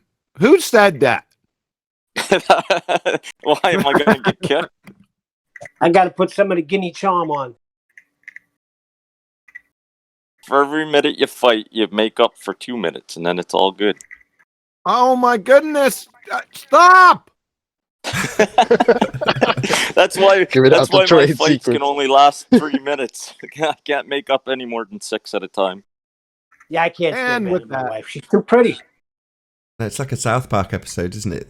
When I can't remember which character figures out that the musical theatre that the women love is all laced with subliminal messages about shagging their husbands. No? Well, the alcoholic character, I can't remember his name, but the alcoholic character decides to do his own musical theatre number, but just goes totally over the top with the subliminal, suggestive songs, lyrics. You know what I mean? Which show is this? My wife's too pretty South to Park. stay mad at. South Oh, Park. Oh, I remember that one. With the subliminals constantly concerning fellatio. Yeah, so he's That one. lacing every song with filthy things that the wives should be doing. Yeah, that was amazing. What's that, South Park? Yeah. I was never into it. Sorry, guys. So what's Yeah, happening Neil. in New York? Well, I got a text message from my brother who has a friend in Homeland Security, and they're getting ready to put martial law in effect. That's what I hear. Now, he told me 3 weeks ago that New York was going to shut down, and I didn't believe him then, so I kind of am anticipating that. But I don't know if this shit's real or not, to be honest with you. I was working in the city all last week. I don't know what's going on. I don't know what the end game is. That's what's driving me crazy. Yeah, same here. That's all I'm concerned about. Do you know anyone that has this coronavirus? Oh, I that do bit's... not know anyone personally.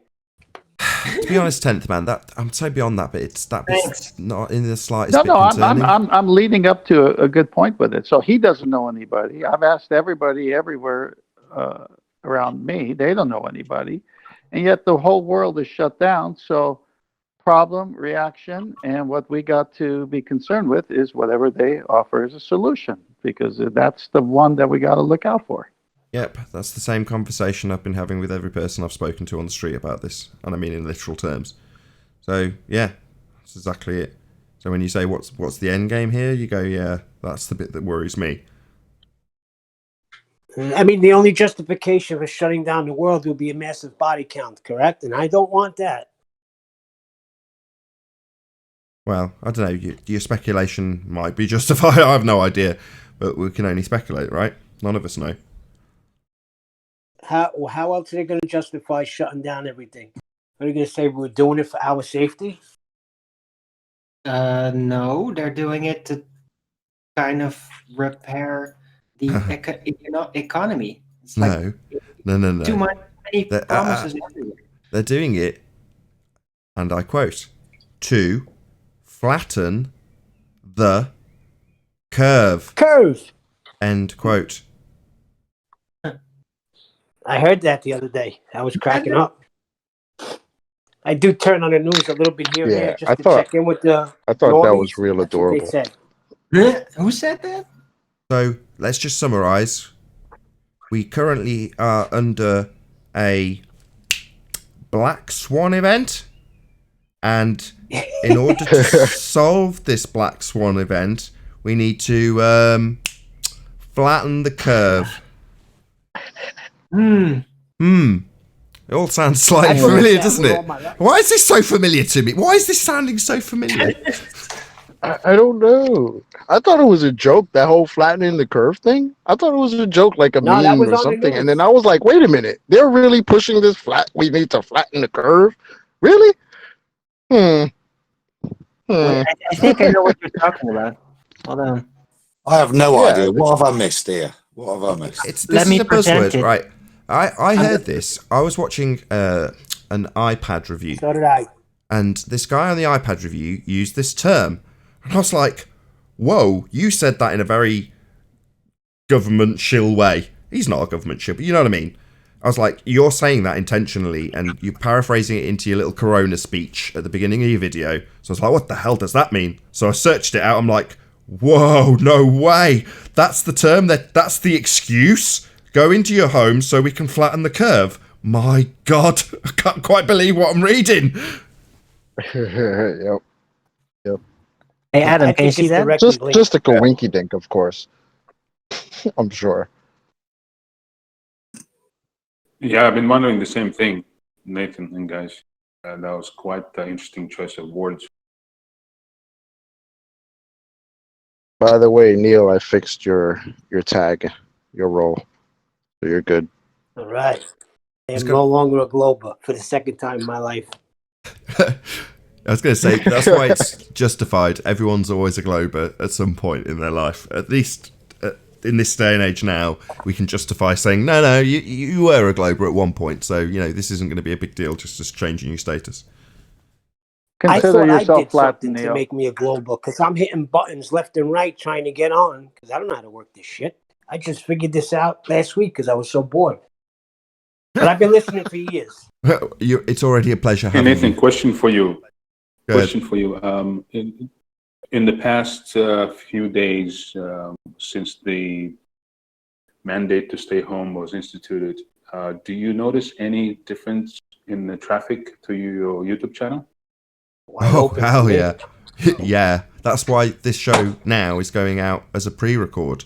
So everything that we're now saying before it reaches my main audience, 17,500 subscribers, is being rendered on YouTube server, then checked through by their algorithm, and then published to a premiering stream audience, rather than a live stream audience. So typically the show that we've just done would go out to the bigger audience. Obviously, you want your best audience to get your live show, right?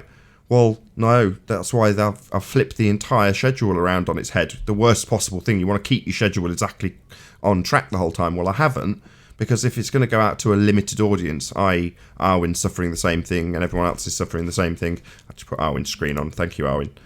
So I've had to switch my schedule around. So if it's going to reach a limited audience and they want to vet everything we say before it reaches anybody, then I'm going to have to do that in order to retain any sort of semblance of viewership during this time, while there's, according to them, limited amounts of people to actually vet the stuff as it's going out. So based on that, we as flat earthers, at least in our small community that I can see, so Arwin certainly affected by this, Roxanne, Quantum Race and myself, we don't go into the subscription feeds when we're live. Isn't that wonderful? Crack down more on the censorship while more people are at home able to watch your shit, right? Well, Isn't that cute? Yeah, I thought, oh wow, this is one of those few circumstances where, you know, by chance I'm in the right position to actually do quite well. Not because I'm like in any way trying to feed off the misery of others, far from it. But it's like, okay, so suddenly there's a bigger audience at home capable of searching out my videos. Oh, well, that's good news. That'll show me an improvement in my... Will it hell? 30% down in terms of views. I'm like, oh, God, that's terrible for me. You know, I'm on a knife edge in terms of my earnings on YouTube. You know, I keep myself afloat, but a 30% decrease in views is actually significant enough for me to go, shit, I need to do something about this quick. So I did. And hopefully, I'm still on tenterhooks to a certain degree, because I'm going to see the result of it in a week when I figure out whether or not what I've done, my change, has been successful to actually retain some audience numbers. But, man, they don't want us reaching a wide audience at the moment. They've capped us to a certain degree. I just hope they uncap us when it all goes back to normal, if it goes back to normal at all. For all I know, it's the beginning of the end. No, that's terrible. Yeah, I'm like you. I thought them having a limited amount of sort of censors or content reviewers will increase here now. Apparently, it's the other. If we follow the TV, they got all apocalyptic movies on and virus movies on. So, is that a hint? Should I arm up? Oh, speaking of which, did you guys see Contagion? I know it's the oldie, but it's goodie. Is that the one with Lawrence Fishburne? Or is that another one? Yeah, where he's Matt talking to the Damon. guy that's a real life Dustin newscaster, and they're talking about the same shit. No, that's Outbreak. He's talking about another one, because there's a bunch of them now on Netflix. Oh, You okay. just Yeah, put maybe, in like maybe I got my apocalyptic movies screwed up. Yeah, with the Matt Damon. How was it called? Contagion. That's the one you said. Yeah, I think it was Contagion. Yeah. So that's what I think Matt. That's what the sheep are getting at the moment. Is it bombarded with programming of that nature? Wonderful. Oh yeah. But the reason I'm asking, Oh, yeah. it's amazing. Like I was watching it last night. I didn't finish it, halfway in. Well, The- as long as the zombies move like in the original Night of the Living Dead and not like 28 days later, because I'm not that fast. That's what's going to happen. I hear they're allergic to New Yorkers, so you'll be laughing. Yeah. Yesterday we were talking finances, and my wife was saying, you know, if we're a bit richer, can we have TV? I'm like, no, TV's the devil. She's like, but you know, I really miss TV. I was like, well, at the moment, you know, it's reasonably tolerable. Neither of us are in any way stressed about the current state of affairs because we're not being bombarded with TV. She's like, yeah, but I miss TV, etc., etc. That's how the conversation progressed. But hearing conversations like this tells me one thing, that if you were to subject yourself to TV, as most people do, let's be honest, then you'd be currently being bombarded with movies about this event that you're currently facing in reality. You know, reaffirming the idea that everything's going to turn apocalyptic and you're going to be facing the zombie apocalypse. You know, that's something that you could probably do without right now, but yet that's what's prevalent on TV. Doesn't that say it all? As an outsider, I look in on that and go, tut. Yeah, glad I haven't got TV. That's what I meant. Yeah, Though. I don't watch it. If you look in Ballbusters I real flicked quick, I do a screenshot of just a cursory search in Netflix and look at all the movies that pop up for this that have this exact same narrative. Yeah, that was my point. Narrative is astonishingly the same. It's unbelievable. Even the wording that they use pay attention to how they phrase things around. Unbelievable. That's what I We've was got- getting at. I don't watch them though, but I do miss my sport. I gotta admit that I'm really missing the sports. I do watch that. So we've got, Well, it 93 days, isn't- 2012. I can't read that one, it's too small. How it ends, containment, pandemic, outbreak. Wow. Wow, indeed. Isn't that? And that's like the first scroll. Like that I searched. That's a search page. But if I just go to Netflix and scroll through like the trending movies, all these movies are on there. And it's like, really? Really? Adorable. Well, I still got cable, and it's same thing on cable. You just scroll down the guide and you're seeing all these movies. I'm like, look at this shit.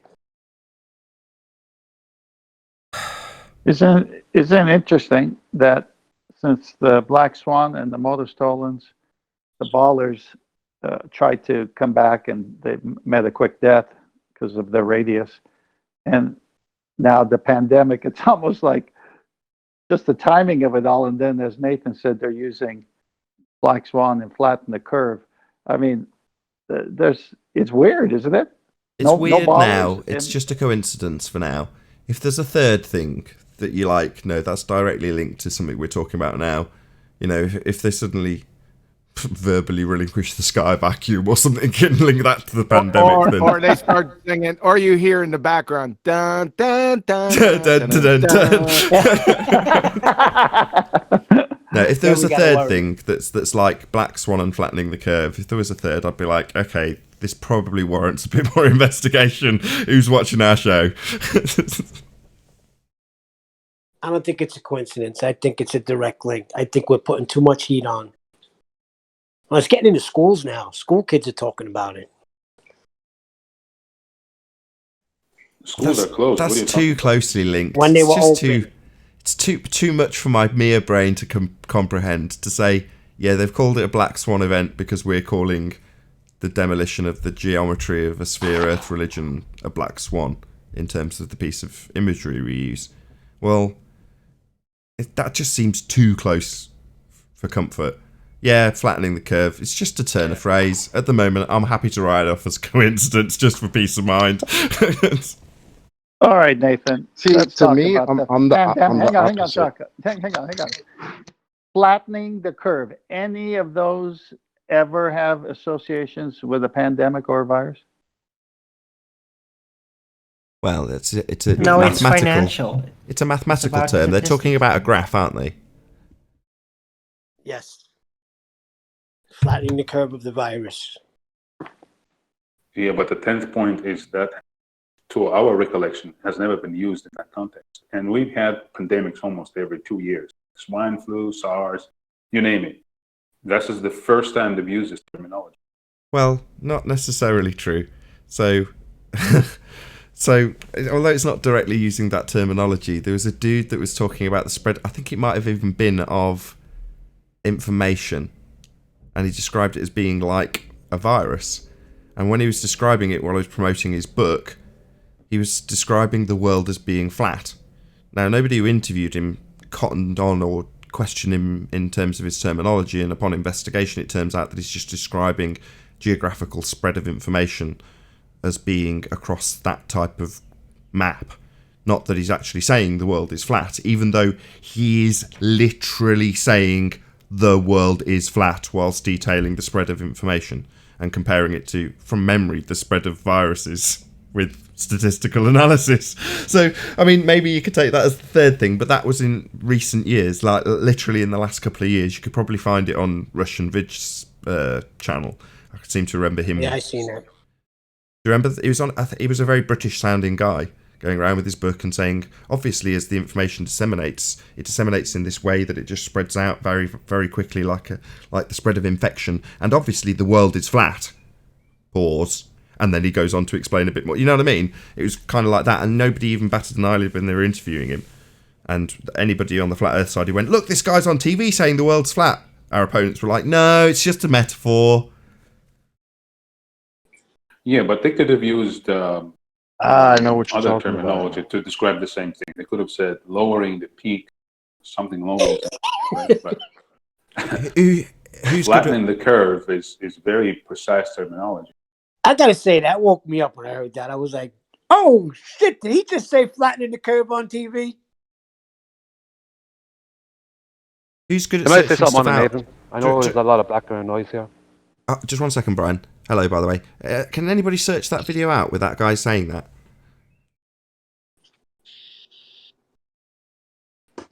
Not me. I barely know how to use this. Don't look at me. Anybody on the panel that's usually good at finding things on a pinch, if you can, have a search, see if you can find that dude, and we'll play it. It's only about not even 10 seconds long. Hope we can find it before the end of the show. We've got about 10 minutes left. What are we? What's the key words for that? I've no idea. Don't know. Oh, don't know. Not That's to the get key all word. conspiratorial, but while people searching that, have you guys heard of Event 201 preceding the pandemic? Fill us in. Is that a yes or no? Is that the, No, tell us. the drill? Yeah, so about 4 to 6 weeks prior to a patient zero event, Bill Gates put that link in the chat. carried guys, out just let you. Bill Gates Foundation and a bunch of other corporations carried out a simulation event they called 201, where they discussed this a pandemic outbreak of a novel virus. And basically heads of multiple corporations to do with the supply chains and pharmaceuticals were discussing what they're going to do. This is all on YouTube. They put it all out. And that happened, I think, 6 weeks before patient zero. It happened in New York in October. Correct. Go check it out and see what they're actually talking about. That's quite eye-opening, I would say.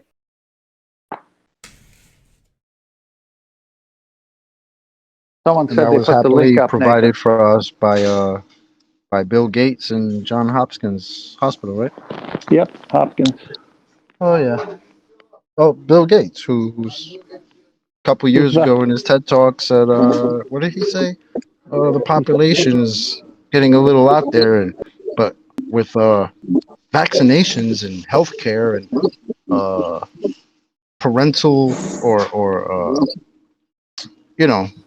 parental what the hell did he call it? He said, I know what you're trying to say. He said that vaccines and Melinda Gates Foundation and the vaccines and working with what's his face, the other billionaire together. I get it. I got it. If we do a good job with vaccines, healthcare, and human reproductive services, we can bring the population down about 15%. Could be off on the numbers, but yeah, he's talking about using all these things to bring down the population. Thank you, Bill Gates. You're awesome. Yeah, he also said in the previous talk that his vaccines are necessity and they will reduce world population. Well, I thought vaccines save lives. Why would he put those words together? Right. Nathan, check Master B. That's your video. Somebody posted it in live stream in Discord. Oh, wow. Can I Brilliant. say that piece now, Nathan? Whoever in Yeah, Discord's got I their was mic trying to let you open. guys know that I posted it, but I don't know if y'all could hear me. Somebody's causing a load of audio chaos in Discord, so I had to close the line because I couldn't hear what Chocolate was saying. So it's in Master B. Yeah. Hold on 1 second. No, I posted the wrong damn link. 1 second. That's okay.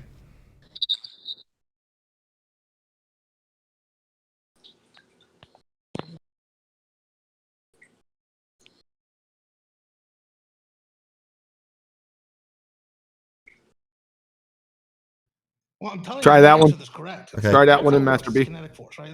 The molecules of the gas bounce off the walls of the container. So without the... Not that one. That's okay. I'm on it.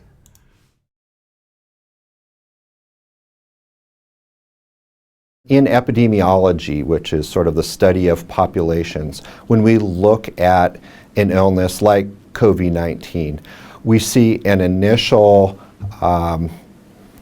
little bit of a flattening where people are sort of saying, yeah, we know something's going out there. And then at a certain point, it reaches a certain area where we see a spike in the number of cases and the number of fatalities. And the whole idea of social isolation is to try to bend that curve. In other words, to prevent that big spike. We know that there will be some cases. No, that's not what I wanted. I wanted the dude that was talking about his book and saying the Earth is flat, not the guy saying, yeah.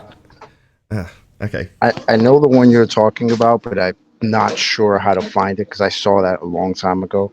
But I'll try to find it and see maybe if I can come upon it. But I know what you're talking about. Yeah, it's a shame just because it's an extra connection where I'm pretty sure he was talking about the spread of information but correlating it with the spread of disease and then saying the Earth is flat. So that to me was a very interesting connection. Sorry, go on. Is that go on? Sorry, I just posted it's a different one than the one you're talking about, Nathan, but it's Dr. Agus. It's one where he's talking about the Zika virus and he literally throws in the world is flat like 3 or 4 times. I just posted that in the live stream chat. Okay, let's see if that's the one.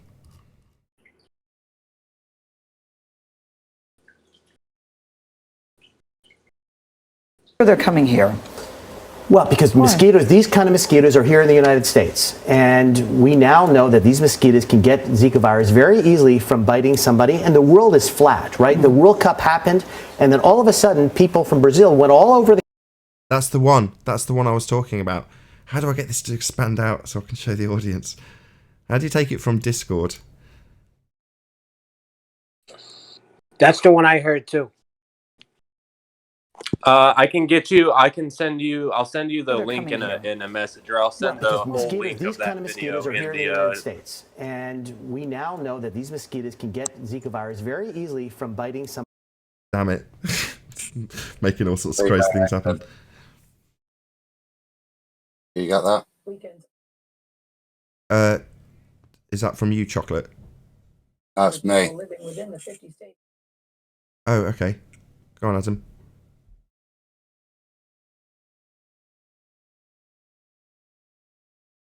There you go. I just posted the whole video. Thank you.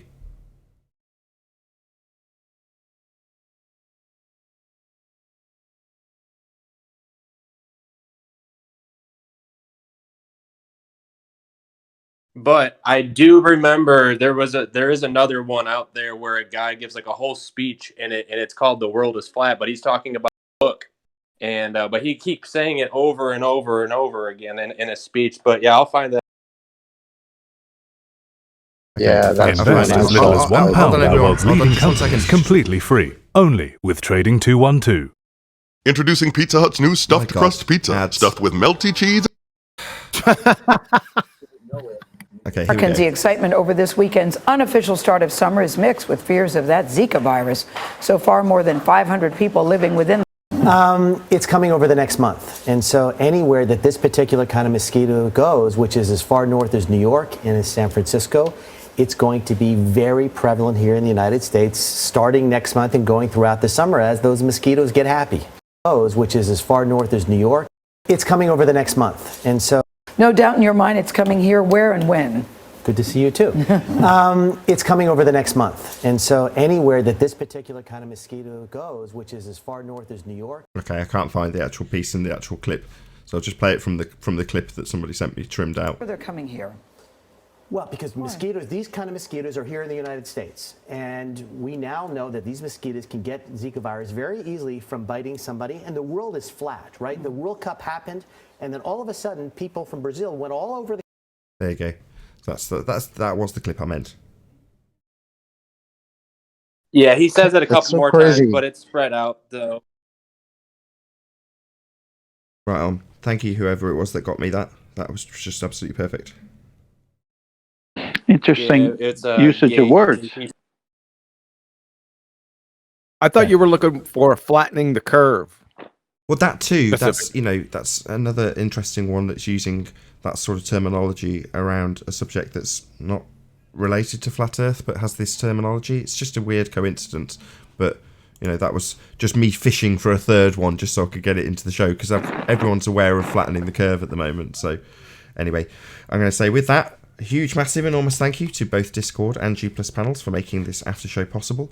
And of course, a massive thank you to all of you in the Nathan Oakley 1980 premiering stream for hopefully smashing the super chat, liking, commenting, sharing, subscribing, and all that good stuff. I've been Nathan Oakley, and I'll see you all in the next video. Oh, what a day! What a lovely day!